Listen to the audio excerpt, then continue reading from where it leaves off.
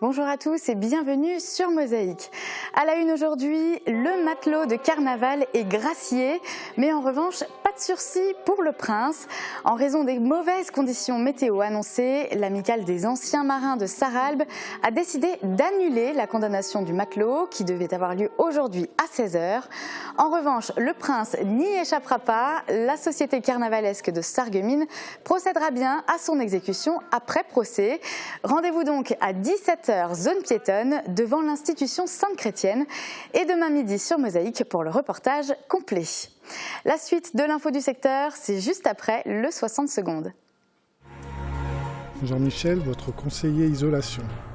Construction, aménagement, génie bois, une équipe de pros. Bonjour, je suis John, le petit nouveau de Mosaïque. Aujourd'hui, c'est la journée du compliment. Je voulais vous dire merci de nous supporter tous les jours dans votre petit écran. Ciao! Le recteur face à l'apprentissage des langues. Marie Régnier a découvert l'école biculturelle de la Blise à Sarreguemines. Dans 3 classes, les cours sont assurés pour moitié en français et en allemand. Un nouveau site scolaire paritaire devrait être créé rive gauche en 2018. Grand projet Azétain. Au dernier conseil municipal, les élus ont décidé le remplacement des lampes par des LED pour un montant de 50 000 € et la création d'un city-stade pour un montant de 101 950 €. 1 200 € pour la FAUI. Souvenez-vous, fin novembre, la maison de la famille Dalem à Voustvillers brillait de 1000 feux et s'ouvrait au public. Cette magnifique opération est au profit de l'association familiale d'aide aux enfants inadaptés de la région de Sarreguemines. Le Platt est dans la rue, titre la nouvelle affiche du 19e festival Mirede Platt. La saison est marquée par un partenariat avec le cousin alsacien Freyeur für unsere Sprache. L'événement prend une portée Grand Est.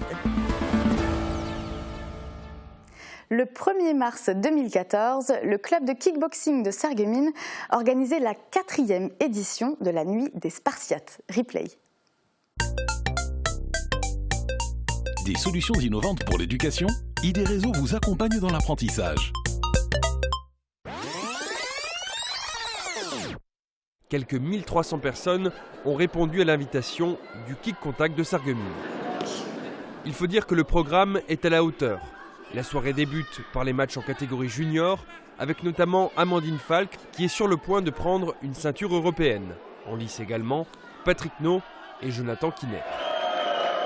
Il faut dire que la soirée réunit tous les ingrédients clés d'une fête populaire, y compris une tête d'affiche, Cédric Touche, détenteur d'une ceinture mondiale en 2012. Prochain gros événement de kickboxing, samedi 25 mars à Beach. Le Boxing Combat du Pays de Beach organise un gala international, la Nuit des Guerriers, à l'espace Cassin.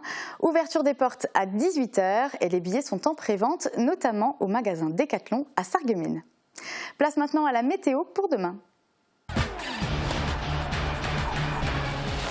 Avec le Crédit Mutuel, partenaire des grands événements sportifs.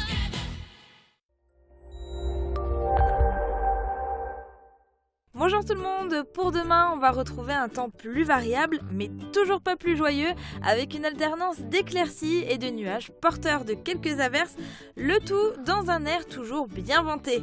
Côté température, elles se maintiennent au-dessus des normales avec de 3 à 5 degrés le matin et de 8 à 10 degrés au maximum l'après-midi. Demain nous sommes le jeudi 2 mars et nous fêtons les Charles. Le soleil nous accompagnera de 7 h 10 à 18 h 17. Ne bougez pas d'un poil, je reviens tout de suite pour les sorties.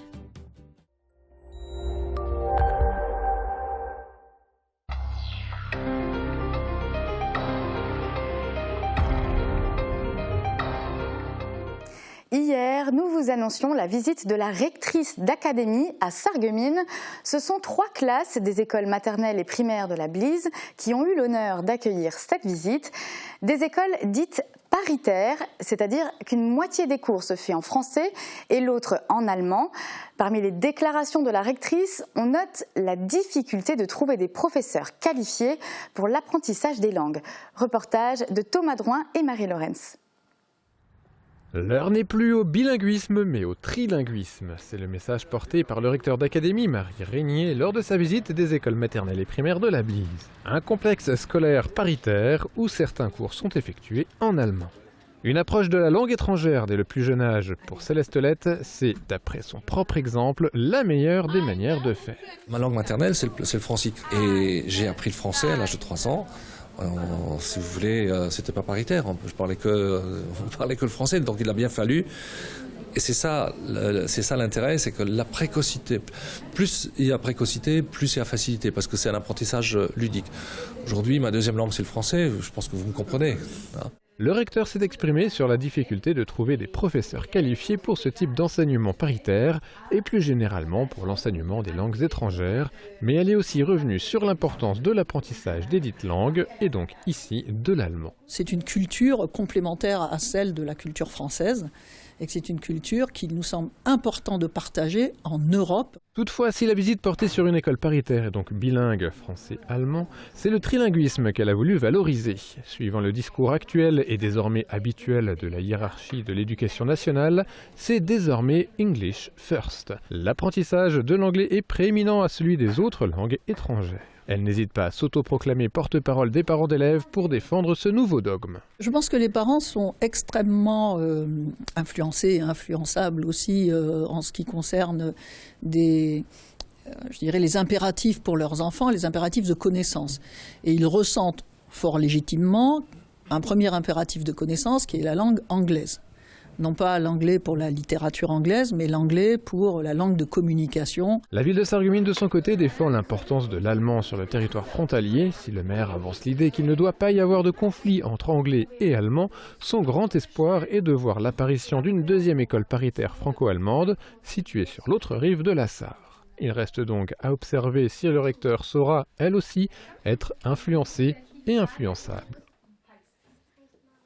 Avec le salon de l'agriculture qui se déroule à Paris en ce moment, les producteurs sont au cœur de l'actualité, mais c'est aussi le cas à Sarreguemines. Martine Peltre, bonjour. Bonjour. Alors vous êtes responsable de la ruche Qui dit oui de Sarreguemines. Et alors ce concept permet justement de remettre les producteurs au cœur de l'actualité. Alors expliquez-nous un petit peu ce que c'est, en quoi il consiste. Alors, la ruche Qui dit oui, c'est un réseau national de mise en relation de consommateurs et de producteurs, de producteurs locaux. C'est important de le préciser. Donc, c'est une start-up qui a été créée en 2011 par 2 jeunes cadres dynamiques parisiens qui ont eu l'idée de rassembler tout le monde autour d'une plateforme Internet. Tout se fait sur le web. Et cette plateforme est déclinée en régions par des ruches, ce qu'on appelle des ruches, donc qui sont les points de rassemblement des producteurs et des consommateurs. Alors justement, la ruche Qui dit oui, ça existe déjà un petit peu aux alentours, notamment à Médecins, à Bitche et à Forbach. Là, l'implanter à Sarreguemines, pour quelles raisons? Est-ce qu'il y avait un besoin? Il y avait une demande des producteurs et des consommateurs. Quand on voit l'engouement du marché paysan organisé par la MEM à Sarreguemines tous les ans en automne, on ne voit ça nulle part en Moselle, un marché où il y a une telle affluence. Donc les producteurs avaient des discussions, parce que je suis aussi productrice, donc avec mes collègues on s'est dit il faut qu'on fasse quelque chose sur Sarreguemines, et je les ai accompagnés, j'ai accompagné les producteurs qui avaient des stands le jour-là à Sarreguemines pour leur donner un coup de main et aussi pour parler de la ruche Qui dit oui. Et le soir on avait déjà 50 personnes qui attendaient l'ouverture d'une ruche. Donc on avait les producteurs, les consommateurs, il nous restait à trouver le lieu. Donc parallèlement la SNCF s'est rapprochée de notre structure nationale pour ouvrir des ruches en gare. Donc c'est comme ça qu'on s'implante à la gare de Sarreguemines. Et alors les autres ruches aux alentours, est-ce qu'elles rencontrent un succès ou est-ce qu'elles ont du mal à démarrer? Elles rencontrent un beau succès. Donc je pense qu'il y a pas mal de population sur le secteur, ce qui fait aussi que si on s'implante en pleine ruralité, c'est plus difficile de développer. Mais la dernière ruche qui s'est ouverte, c'est à Médecins. La semaine dernière, il y a eu la première distribution. Elle a été citée au niveau national pour une première distribution. Et elle n'y croyait même pas elle-même. Donc Forbach, la ruche en gare de Forbach, il y avait déjà une ruche dans Forbach et elle s'est ouverte hier. Donc j'ai pas encore les retours, mais on a bon espoir. Et il y a une réelle demande des consommateurs, qui souhaitent consommer différemment. Et alors justement, pour permettre à ces consommateurs de consommer différent, combien de producteurs font partie de la ruche de Sarreguemines et quels sont les produits? Est-ce qu'il y a un seul type de produit, plusieurs types de produits vendus? Au jour d'aujourd'hui, il y a 13 producteurs qui sont inscrits. C'est-à-dire que les producteurs, ils sont référencés par le site national. C'est des professionnels, il faut insister. C'est des professionnels. Ils sont référencés, c'est-à-dire qu'il faut qu'ils fournissent tout un tas de papiers officiels pour prouver leur attachement à la profession.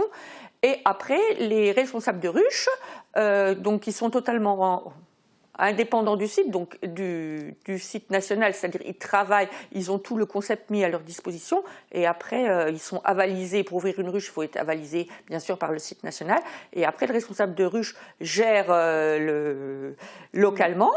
Et donc sur Sarreguemines, actuellement il y a 13 producteurs, donc bien sûr maraîchers, viande bovine, viande porcine, fromage vache et chèvre, confiture, pas que j'en oublie, parce que je vais faire des jaloux. Bon, en tout cas, toute la liste, on peut la retrouver sur le site internet. Donc c'est www.laruchequidioui.fr. Et d'ailleurs, on peut déjà commander depuis hier soir. Alors l'objectif, c'est de commander en ligne pour pouvoir recevoir sa commande pour la première livraison qui est prévue le 8 mars. Alors expliquez-nous, ça se passe uniquement en ligne. Qu'est-ce qu'il faut faire ? Voilà, ça se passe uniquement en ligne. Donc la vente est ouverte 8 jours avant la date de distribution. Donc à Sarreguemines, ça sera tous les 15 jours, les mercredis soirs, de 17h à 18h15, donc à la gare de Sarreguemines. Donc la vente sera ouverte à partir du mardi, dans la journée. Les consommateurs qui souhaitent acheter à la ruche, il faut qu'ils s'inscrivent sur le site. Il n'y a aucun engagement. On peut s'inscrire en simple curieux. Après, une fois qu'ils sont inscrits, ils reçoivent toute l'information par mail. Ils commandent. Ils font leurs courses sur Internet, le catalogue, ils choisissent au sein du catalogue. S'ils veulent acheter que 2 beefsteaks, ils achètent que 2 beefsteaks. Il n'y a aucun engagement, ni en termes de quantité, ni en termes de prix. Donc finalement, c'est un drive, mais dédié aux producteurs locaux. Voilà. Et alors, on peut choisir sa quantité. Tout est fait sur mesure. On fait ses courses comme on a envie de les faire. Voilà, comme on a envie de les faire. On fait ses courses, on paye en ligne et on vient récupérer au point de distribution. Donc la distribution elle est très courte, 1 heure et quart. Donc ça va vite parce qu'il n'y a pas de transaction. Voilà. Et après, c'est un peu aussi une limite du système. Il y a un jour de distribution tous les 15 jours, donc ça peut aussi limiter en fonction des activités des consommateurs. Mais après, il y a aussi une entente entre les consommateurs d'un même quartier. Qui font des commandes groupées, des choses comme ça. Très bien, en tout cas, toutes les infos sont sur le site internet. Merci d'être venu sur notre plateau. Et puis donc, on le rappelle, on peut commander dès aujourd'hui, en tout cas depuis hier. Et la première livraison est prévue pour le 8 mars. On vous souhaite un beau succès alors. Je vous remercie. Et puis, je tiens aussi à préciser que lors de la première distribution, c'est aussi le jour de l'inauguration. Donc, les producteurs seront là avec leurs produits à faire déguster. Ah bah voilà, double raison de venir. Alors merci bienvenue beaucoup à tout le monde. On s'intéresse maintenant à une remise de chèque. 1 200 €, c'est le montant remis à la FAEI par la famille Dalem. Souvenez-vous, fin novembre, ils ont illuminé leur maison à Vousvillers et ont accueilli le public pour récolter des dons au profit de l'association. On regarde. La rue des Écoles de Vousvillers est particulièrement fréquentée en période de Noël, et notamment la maison de la famille Dalem, située au numéro 27. En 2016, Paul et Claudine Dalem ont décidé de créer une association, les Mains de l'Espoir. L'argent récolté grâce aux différents stands, mais aussi aux dons des visiteurs, est destiné à la FAEI, l'association familiale d'aide aux enfants inadaptés de la région de Sarreguemines. Jeudi, c'est un chèque de 1 200 € qui a été remis dans les mains du président de la FAEI, Jean-Pierre Artel. Le cœur sur la main, le couple Dalem cherche aujourd'hui un moyen d'aider la famille Dziedzinski de Vousvillers, dont le fils cadet, Nathan, est handicapé suite à une hémorragie cérébrale survenue à sa naissance. Est-ce qu'il faut laisser ces gens dans leurs besoins? Je dis non. Je dis non. C'est pour ça qu'on est là. Ça cogite déjà un peu. J'ai envie de faire quelque chose pour cette famille-là aussi. Même si ça n'a pas besoin d'être le jour de Noël, avant Noël, ça peut être toute l'année, ça peut être n'importe quand. Pour l'instant, outre des dons, ce que le jeune Nathan souhaite le plus, c'est recevoir des cartes postales du monde entier.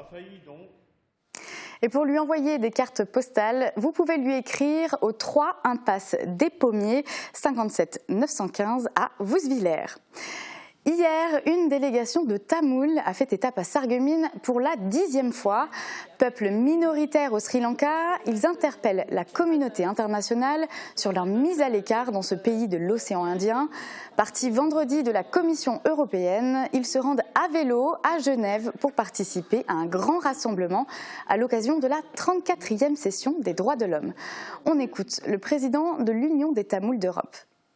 Les gouvernements sri-lankais, ils ont fait, en année 2009, ils ont fait crime guerre, crime contre l'humanité, un génocide sur le peuple tamoul, c'est ça, nous demander justice pour ça, en même temps nous demander une enquête internationale pour cette victime. Il y avait foule sur le tatami du club de judo de Sarreguemines. Le week-end dernier, les judokas du secteur ont participé à une 12e édition de stage. 3 jours animés par 3 grands judokas. L'occasion rêvée pour apprendre de nouvelles techniques. Reportage de Marie Lorenz. Les grands esprits du judo se sont retrouvés à Sarreguemines. Hiroshi Katanishi, 8e dan et ancien entraîneur national, Frédéric Dambar, 6e dan et ancien international, et Jane Bridge, 8e dan qui a été sacrée championne d'Europe dans les années 70 et championne du monde en 1980. Pour les 3 grands judokas, ça devient une habitude de venir chaque année à Sarreguemines pour 3 jours de stage. J'apprends toujours des nouvelles choses avec les professeurs et puis puisque les élèves sont vraiment concentrés, je sens que je peux leur apporter des choses. Il ne restait plus beaucoup de place sur les tatamis du club sarregueminois. Le 2e stage, comme les précédentes éditions, a rencontré un franc succès et certains judokas n'ont pas hésité à faire de la route pour y participer. Franco, lui, est venu avec plusieurs de ses élèves. On en apprend tous les jours, hein, malgré qu'on est ceinture noire, on en apprend tous les jours. Et puis, y a toujours des petites astuces à savoir, et puis après de l'enseigner à ses élèves. Et puis, pour eux, ça leur fait un bon entraînement.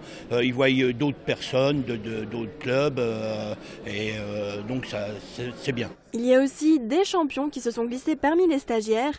Zuleya Dabon vient de Côte d'Ivoire. Elle compte à son palmarès plusieurs médailles de bronze et d'argent remportées au championnat d'Afrique de judo. Quand j'ai vu tout le monde sur le tapis, ça m'a donné vraiment l'envie de donner ce que j'avais en moi, en fait. Travailler même avec les jeunes, travailler un peu avec les vieux, avec les anciens.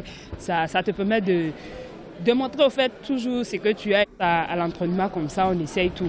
Parce qu'on ne sait pas ce qui peut marcher, ce qui ne peut pas marcher.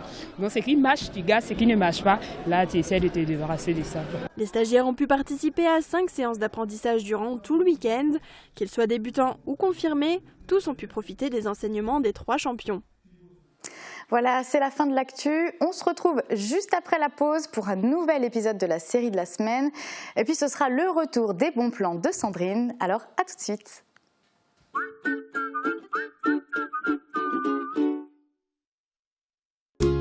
Faites le plein d'énergie. Avec votre magasin La Vie Claire, découvrez tous les produits bio pour une cure de remise en forme. Jus de bouleau, jus de légumes, compléments alimentaires. Bio Santé Crépy, La Vie Claire, au 5A rue des Ormes, à Sarreguemines. La Vie Claire. AVS Service, spécialiste du maintien à domicile, vous propose vos repas livrés chez vous. Menu varié, repas tradition, avec 5 composantes présentées sur un service en porcelaine pour 9,40 €. Prix de revient à 7,54 € après déduction fiscale. Pour tout renseignement, veuillez composer le 03 87 95 22 69. AVS Santé, notre métier, vous accompagner.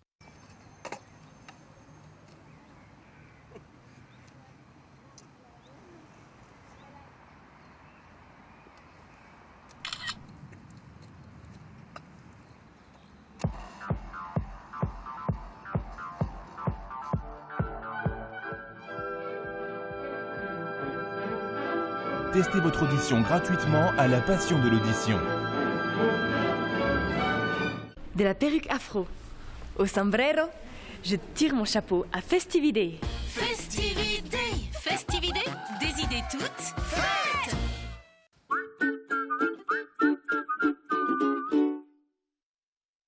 Hygiène, aide au repas, travaux ménagers et de confort. AVS Service, notre métier, vous accompagner. Pas de répit pour les Bleus de Sébastien Meyer. Après une victoire sur Pagny-sur-Moselle, nouveau week-end de match samedi à 18 h pour le SFC qui reçoit Ilzach Modenheim. Coup d'envoi à 18 h en direct sur Mosaïque avec le soutien de DLSI, l'énergie de vos emplois et de vos footballeurs. Troisième épisode de notre série. Aujourd'hui, on remonte le temps, juste après la guerre de 30 ans, une période de troubles et de massacres dans notre région, après laquelle c'est le temps de la renaissance, de la tolérance et de l'essor. À Sarrebruck, la physionomie de la ville va évoluer sous l'impulsion de la maison de Nassau. Regardez.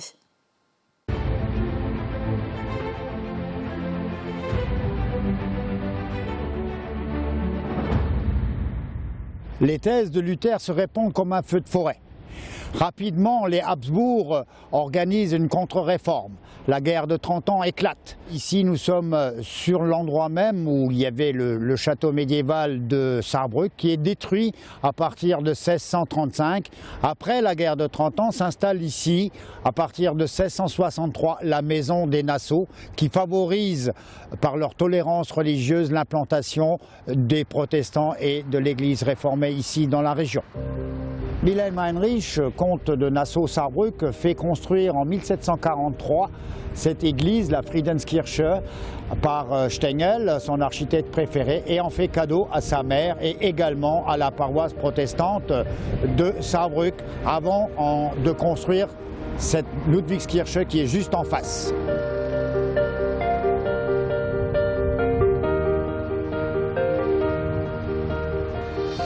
La Ludwigskirche, emblème de Sarrebruck, construite également par Stengel sur ordre du comte de Nassau. La Ludwigskirche est une des plus belles églises baroques d'Allemagne. Elle est comparée à celle de Dresde ou à la Gedächtniskirche de Berlin. Elle est bien sûr en grès des Vosges, elle est dans son état naturel, mais fait partie de cet ensemble architectural unique et particulier du baroque allemand, cette magnifique place créée par Stengel. La Ludwigskirche est fermée, elle n'est pas accessible, elle est en travaux justement pour être rénovée pour les festivités des 500 ans de la Réforme. Dans le cadre des festivités des 500 ans de la réforme de Luther, le Landessar et l'église réformée de Sarrebruck a fait installer ces bustes de Luther.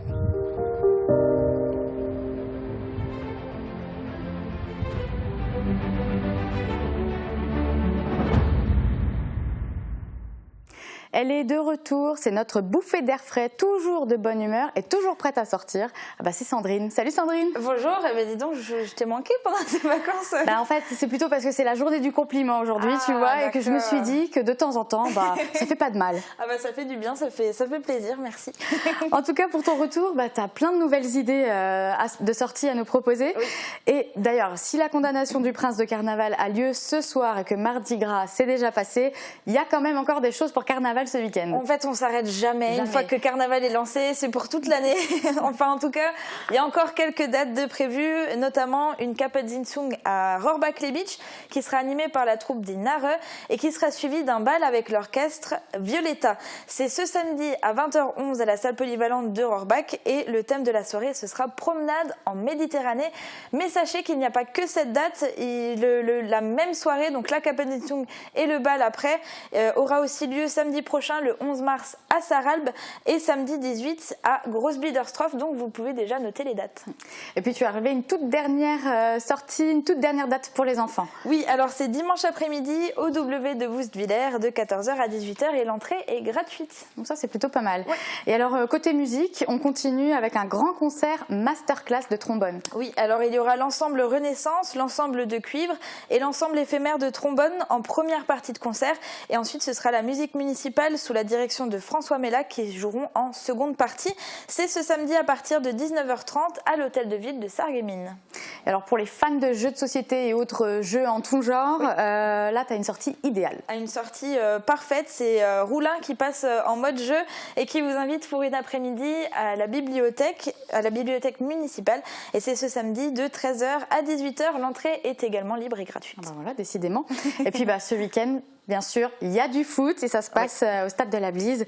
Alors là, par contre, c'est un match qui a été reporté, c'est ça? Oui, alors c'est un match qui devait être joué normalement début janvier, mais à cause de la météo qui était défavorable, il a été reporté et il sera joué ce samedi. Et le SFC affrontera Ilzach Modenheim à 18h. Évidemment, nous serons en direct sur place pour vous permettre de suivre le match, mais que ça ne vous empêche pas d'aller le voir sur le stade parce que les joueurs ont vraiment besoin de soutien, même pendant leur match de championnat, pas que en Coupe de France, donc allez quand même les soutenir. Ah bah voilà, c'est déjà tout pour les sorties de ce week-end. Oui. Mais par contre, tu aimerais nous parler d'une sortie à venir et qui est prévue donc la semaine prochaine, c'est un concert. Oui, alors c'est le concert Sound of Lloyd qui aura lieu le 11 mars, donc samedi prochain, au W de Woestviller. Alors, vu le nom du groupe, on se doute bien que derrière, en fait, on va avoir affaire à des reprises de Pink Floyd. Alors, c'est un groupe qui existe depuis 2014 et qui commence vraiment à prendre de l'ampleur. Donc, il va vraiment falloir profiter de leur passage dans le avant qu'ils fassent plus que des scènes, vraiment des plus grandes scènes. Et je vous en parle déjà cette semaine parce que bien sûr, comme d'habitude, il faut que vous ayez le temps d'aller acheter vos billets, de réserver et qu'il vous reste encore surtout de la place. Les billets, vous pourrez les trouver en mairie à Woestviller ou sur les réseaux Fnac et Ticketmaster.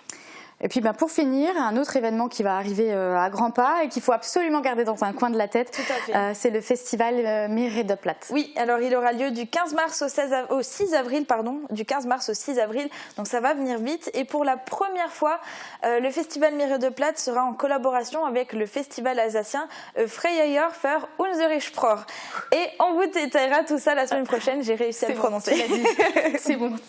Merci en tout cas Sandrine, et puis on se retrouve la semaine prochaine pour la suite des sorties. Sans problème. Et puis carnaval oblige, on termine notre menu spécial avec des beignets express à la crème fraîche. Regardez. Le conseil, le choix, la pause, les meilleurs tarifs. Avec Agi Fermeture, les experts de la fermeture.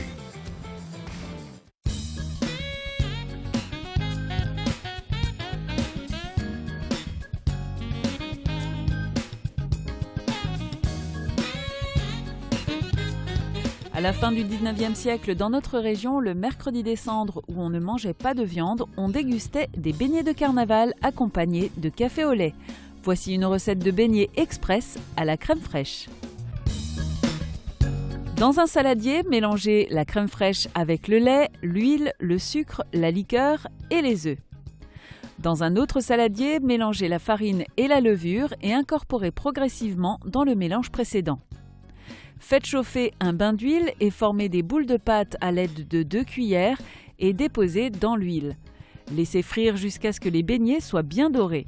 Petite astuce pour que la pâte ne reste pas collée à la cuillère, trempez la cuillère dans l'huile avant de prélever un bout de pâte. Égouttez les beignets et saupoudrez de sucre glace avant de servir. N'attendez pas qu'ils soient refroidis pour les déguster. Pour réaliser ces beignets à la crème fraîche, il vous faudra 15 centilitres de crème fraîche, 6 cuillères à soupe de lait, 6 cuillères à soupe d'huile, 100 g de sucre en poudre, 1 cuillère à café de liqueur de vanille, 2 œufs, 300 g de farine, 1 cuillère à café de levure chimique, une pincée de sel et du sucre glace. Bon appétit!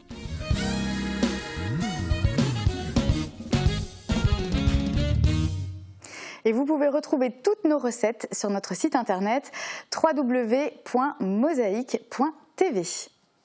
Demain, vous avez rendez-vous avec Jean Birkel dès midi. Et quant à moi, je vous souhaite une très bonne journée à tous.